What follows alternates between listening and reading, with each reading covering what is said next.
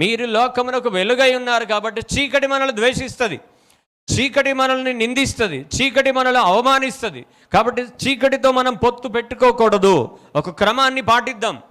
దేవుని సన్నిధిలో ఒక క్రమం పాటించి దేవుని యొద్ద నుంచి మనం మెప్పు పొందుకుందాం. ఎందుకంటే దేవుడు ఒక్కటే మాట అంటున్నాడు, అక్రమము చేయువారులారా నా యొద్ద నుంచి పోండి మీరు ఇక్కడి నుంచి అంటున్నాడు.